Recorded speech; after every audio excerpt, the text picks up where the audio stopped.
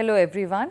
The topic for today's discussion is learning centered approach. Let us look at these three words called as which are learning centered and approach. Let us try to understand that what is going to unfold in this session. If we look at the meaning of centered, we mean that it is the focus point, and therefore what becomes the focus point for us is learning. And so therefore let's look at what are the focus of this approach. The focus of this approach is that in a teaching learning situation, what students bring to the educational experience. Now, before I go into teaching learning situation, let us look at who are the persons involved in this whole situation, or who are the stakeholders. So, in the teaching learning situation, of course, students are number one, the stakeholders, but also now becomes the equal stakeholders are teachers and also the co-learners. So, we have three people involved in this learning centered approach, which are students, teachers and the co-learners. So, in this teaching learning situation, the first thing that we are going to focus is what students bring to the educational experience. Now, when I say what students bring to the educational experience, it is not only we mean that the student himself or herself is coming to the class, but also the context of the student, the understanding of student, the knowledge of students that the student brings in the classroom. And similarly, the second point of focus is what the teacher is bringing to the educational experience. So, when a teacher is there in a classroom, it is again the teacher's understanding, teacher's knowledge, teacher's context and also her own educational experience that she brings or he brings to the classroom. The third point to focus here is that how the subject matter or the discipline affects the educational process. So, therefore, the another base or the another thread that continues between the three stakeholders, that is student, teacher and the co-learners, is the subject matter or the discipline. So, what is the discipline structure like that will also guide how this learning centered approach unfolds. And the fourth point, that is that how the context or the external factors influence the nature of instruction. In the first 2 points, when I was talking about that what students and the teacher brings to the educational experience, and we said that context is important. So, therefore, we are now reiterating that point, that it is the context and the external factors are also equally influencing the nature of learning and the nature of instructions that are going to create this learner centered classroom. So, let us look at how this learning centered approach, the focus of this learning centered approach. Now, therefore, since I am saying it is this approach, so therefore, the first and the foremost focus is on the learning process. And when I say the learning process, it is not only the learning processes that is of the students, but also of all the people involved in this classroom. So, therefore, when I say the focus is on learning process, immediately the concern becomes the learning of students. But that does not mean that we leave out teachers, and therefore, in this kind of approach, teachers are the one who become co-learners. And this kind of approach places students at the center of the education. So, therefore, we are concerned with the learning processes and the learnings of the student, and immediately when they become the center point of the education, the whole instructions, how the classroom is structured changes. Let us look at an example here. Like for example, we need a student needs to understand a process of how a factory or working in the factory operates. Now, there are multiple ways of understanding this.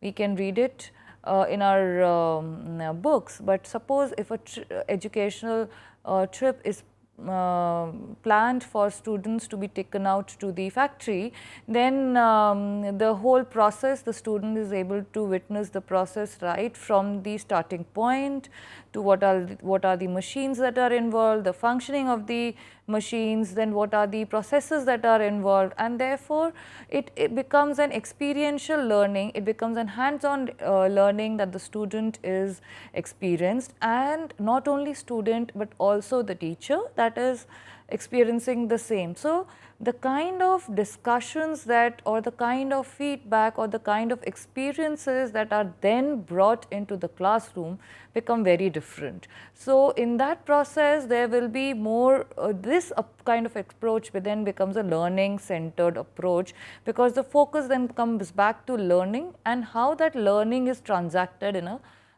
classroom. And therefore, the understanding of the educational context of students become very important, because until and unless we know what this child is bringing to the classroom, we will not be able to plan our instructions, or we are not able to give that kind of enriching classroom experience to the child. Here then brings me to another very important focus of this approach is the role of teacher. And here the teacher is more of a facilitator. When I say facilitator, implies that a teacher is a person who is creating learning situations, and therefore her or his role becomes more of a mediator, of a guide, who is going to give various inputs to students at various points, so that the focus on learning remains the prime focus. The last focus of this approach is that it seems to be a very individualistic approach, yet it is very flexible, it is towards moving towards competency based, and it methodology. So, no one methodology is followed, and it should be therefore a combination of various methodologies that are there. Now, the another focus is that it helps students acquire competency in skill areas, and then it creates lifelong learners. Example that I shared, it is much beyond what a child reads in a textbook. It goes much beyond, because there the child is witnessing the whole process of working of a machine. It is witnessing the process of how the different components in a factory work. And it is not only the working of machine that the child focuses on. The student also focuses on the how that whole factory is organized.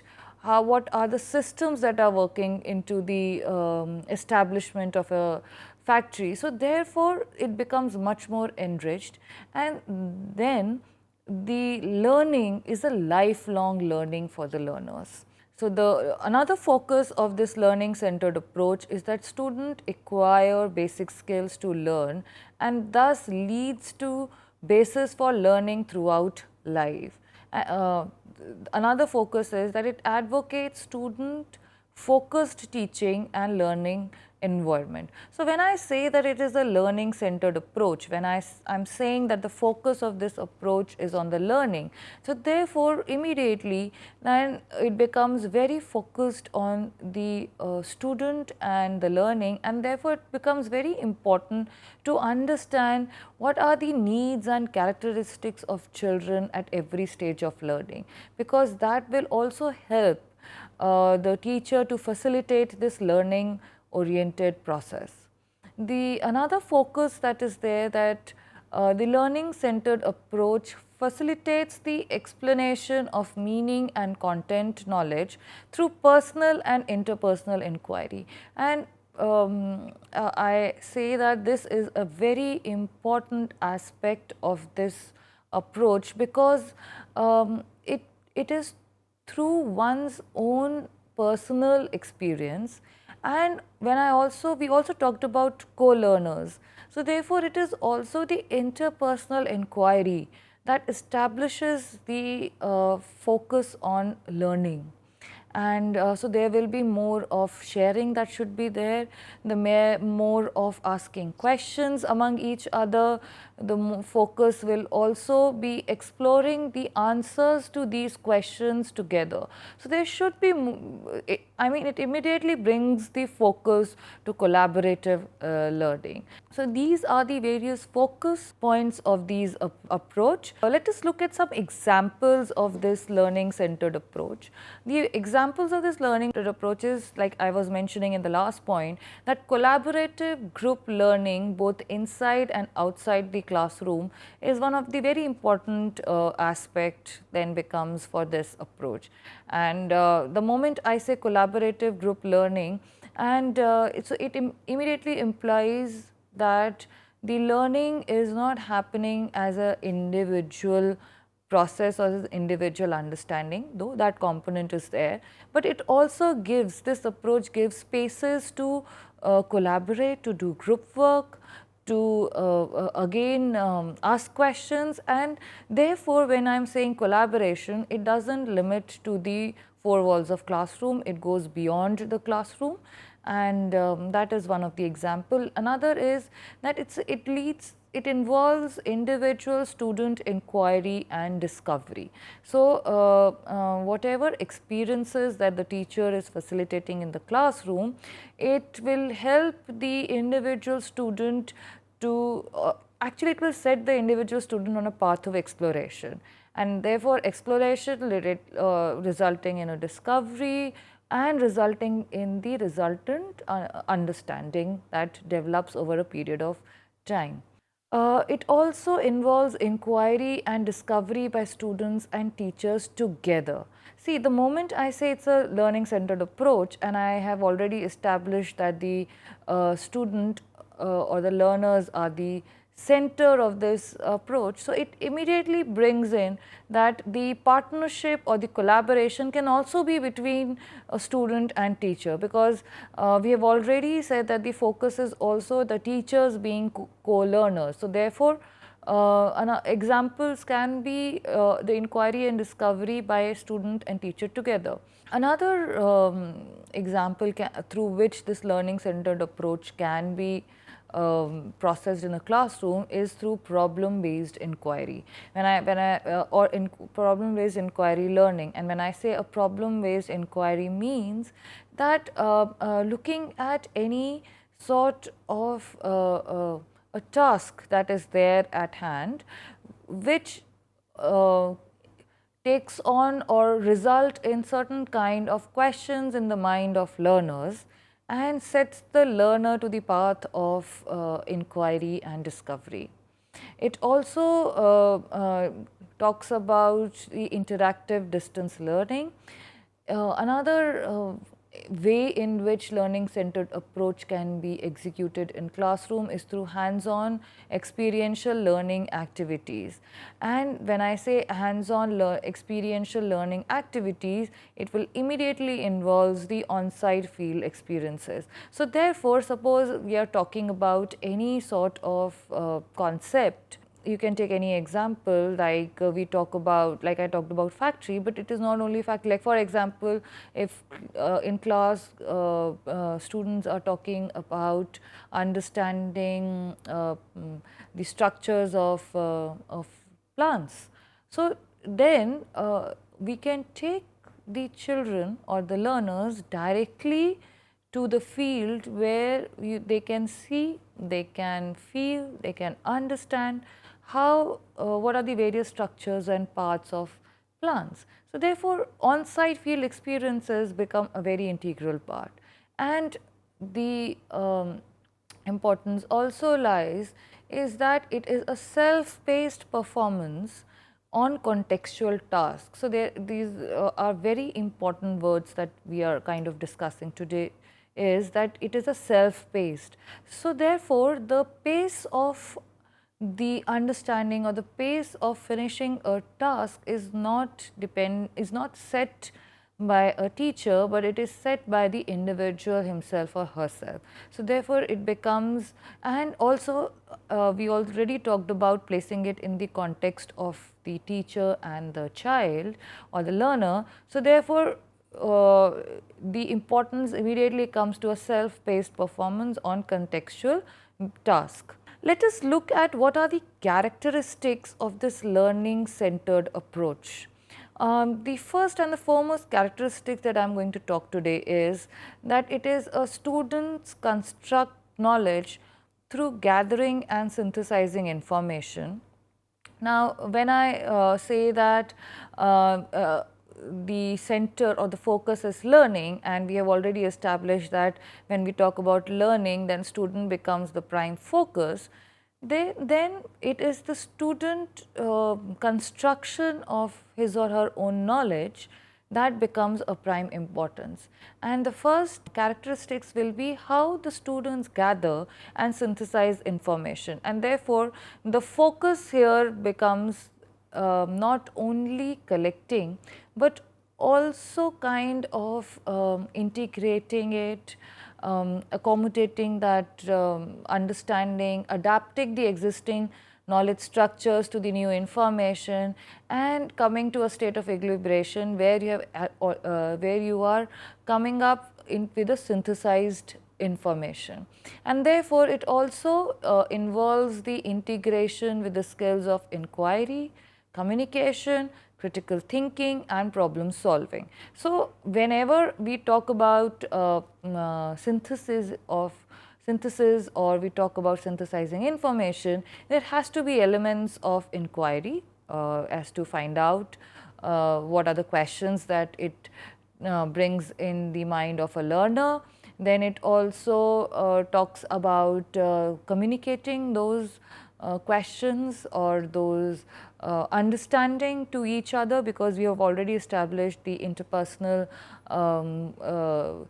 processes that should be there. Then it also involves critical thinking and also problem solving, where you focus or locate the a task in hand, and you generate ideas, you generate alternative understandings or alternative frameworks, that you do analysis, and then you come out to the possible resultant understanding or solution of that problem.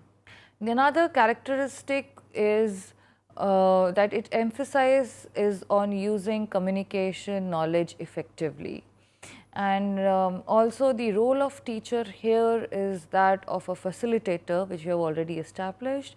So therefore, the teachers and students evaluate learning together. When we say that it is a learning centered approach, and when we say that the teachers and students are learning together, and we have already talked about the role of teacher as a facilitator. So therefore, the component of assessment also becomes very crucial here, and the assessment is not centered with the teacher, but it becomes a evolving process. It becomes a process where both teacher and student are together involved in the process of evaluation, and therefore the teaching and assessing becomes interwoven, because the student and the teacher, as much as they are part of the learning process, they are also part of the assessment process. For example, the student can himself or herself come up with the way he wants to assess a particular task, and using communication skills, he or she can discuss those parameters with the teacher, and then the teacher can facilitate or guide further these assessment parameters or evaluation parameters. So therefore, every aspect in a classroom, it becomes a together process, it becomes a collaborative process. It doesn't remain, the focus is not on one individual person. And here also then the nature of assessment changes. The assessment is not also promotes and diagnose learning. It is not only to assess the levels of learning of a student, it also kind of promotes the learning. It also kind of leads you to the areas that are required to be focused in a particular learning situation. Another characteristic feature is that the emphasis is on generating better questions and learning from the errors. So, very interestingly, in a learning process, errors are something that becomes very area of concern for teachers and students, because the moment you are making an error, it kind of taken as an indication that there is somewhere that a student has not understood the concept well. Okay, so it becomes a parameter for assessment. But here we are saying that the teachers and students are creating or are partners in the assessment process. So therefore, the emphasis is on generating better questions and also learning from errors. So you learn from all the errors that a student is making and take cues from those errors, and therefore the teacher can design the classroom structures or the learning processes such that those focus and take the cues or the hints from those errors. Another aspect, characteristics of a learning centered approach is that the desired learning is assessed through various ways, and this is very important. This approach do not focus on only one way of assessment. It focuses on the multiple ways of assessment, because here the learner has also the say in the assessment process. Here the focus is also the context of learning for student as well as a teacher. So therefore, the desired learning is assessed in multiple ways and not in one ways. The learning centered approach is compatible with interdisciplinary investigation, which is very important, because there are certain areas which requires going beyond your own discipline and stepping into another discipline. For example, let's take our example of visit to the factory. Now, when I am looking at the area of when we visit a factory, we have the whole management discipline where we are looking at how the factories organize, function and everything. Then we also can look into the aspect of the machinery that works. So we are moving into another discipline. Then there might be certain material that is involved in the production. So we are getting into the domain of the characteristics of those materials. So one experience can lead to the various interdisciplinary investigations.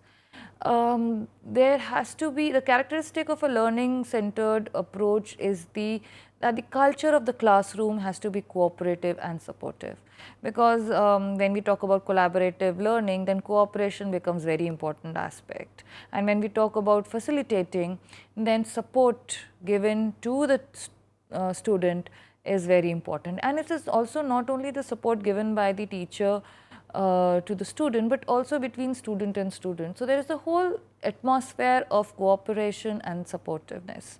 Then in another characteristic is that here the teacher and the student learn together, which we have already established and elaborated multiple times.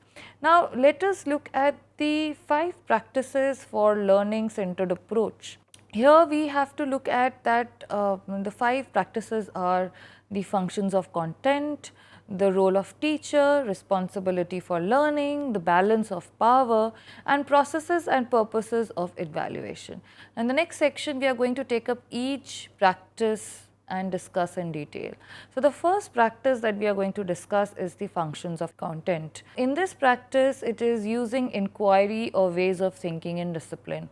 It is focusing that the focus, when we talk about content, then it is very important for students to learn to solve real problems, because it also will give them connect to the context that they are bringing into the classroom. It also understands the function of the content and why it is learned. Many times students wonder that why are we learning this particular area, or why am I studying or reading about this aspect. So therefore, here it will become the focus is then to understand the function of the content and to understand the importance of that content. It builds the content or there is a discipline specific learning methodologies.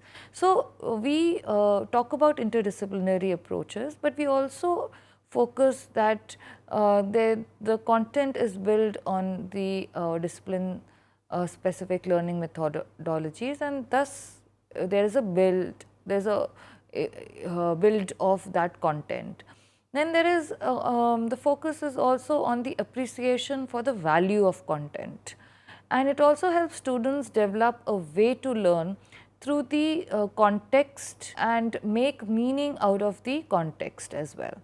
It brings me down to the second practice, which is the role of teacher.